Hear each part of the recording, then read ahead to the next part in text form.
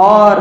اللہ والوں کی زندگی بیان کرنے کا صرف یہی مقصد ہے کہ ان کو دیکھ کر ہم کو بھی کیا ہے، خیر کا شوق پیدا ہو، بھلائی کا شوق پیدا ہو۔ بعض الگ قسم کے لوگ الگ سمجھتے ہیں، ہمارا ہرگز یہ مطلب نہیں ہے کہ ہم حضرت پیران پیر کو ذکر کرتے ہیں تو دنیا والے پیران پیر کو خدا بنائیں۔ ہم اس مطلب سے کبھی بھی، اس انداز سے بھی نہیں ذکر کرتے، اس مطلب سے بھی ہم کبھی نہیں ذکر کرتے حضرت خواجہ اجمیر کو کہ کوئی ان کو خدا بنائے۔ ہم اس لیے ان کو ذکر کرتے ہیں کہ جب بندہ ربانی ہوتا ہے، اللہ والا ہوتا ہے، جب بندہ اللہ کے لیے جینے والا ہوتا ہے تو پھر اس کی زندگی اور اس کے اطراف و اکناف میں رہنے والوں کی زندگی کتنا خیر و برکت سے بھر جاتی ہے، اس لیے ذکر کرنے کی ضرورت ہے۔ ایک بانی جامعہ علیہ رحمۃ الرضوان،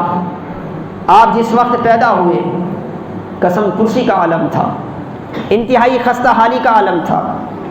آپ نے خاندانی قضاءت آپ کے ہاتھ میں تھی، یہ نکاح پڑھانے والی قضاءت نہیں ہے، پرانے دور کی جو قضاءت ہے وہ جج کو قاضی کہتے ہیں۔ جج کو عربی میں جو جج ہوتا ہے نا، کسی بھی کورٹ کا جو جج ہوتا ہے فیصلے دینے والا، اس کو قاضی کہتے ہیں۔ اور یہ قاضی جو ہے درجے میں مفتی سے بھی بڑا ہوتا ہے،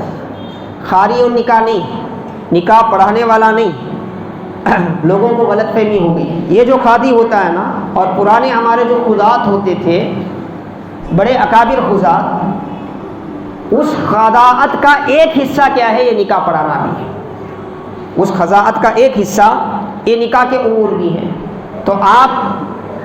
صاحب اہل و عیال تھے، قسم پرسی کے عالم میں تھے، قضاءت باپ دادا کی آپ کو آئی، آپ کے بھائی بھی تھے، آپ نے فرمایا میرے بھائی کو دے دیجیے، قضاءت میرے بھائی کو دے دیجیے کیونکہ وہ پریشان حال ہے، میں تو پڑھا لکھا آدمی ہوں، کچھ تو کر لوں گا۔ پھر آپ حیدرآباد تشریف لائے خاندان سے، اور حیدرآباد میں ایسی پاکیزہ آپ نے زندگی گزاری جس کے نتیجے میں اللہ پاک نے آپ کو سلاطین وقت کا استاد بنا دیا۔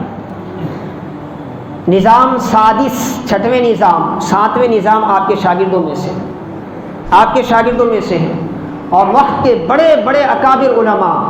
اس تاریخ کے 150 سالہ تاریخ جو دکن کی ہے، اس میں نکال کر آپ بڑے بڑے نام شمال اور جنوب کے اٹھا کر پڑھے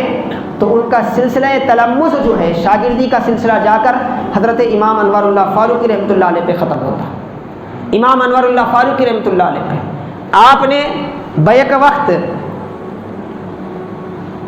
صدور المحام، ایک اہم امور مذہبی کا ایک منصب تھا دکن میں، نظام سلطنت میں ایک خصوصی ایک منصب تھا جس میں بیٹھ کر آپ نے امت کی ایسی اصلاح کی جس کی نظیر نہیں ملتی۔ خود نظام گورنمنٹ کے سرکاری دستاویز اس پر گواہ ہیں، اس زمانے کے جو منصبدار حضرات نے جو تأثر پیش کیا ہے وہ گواہ ہے۔ جب آپ کا وصال ہوا تو اس وقت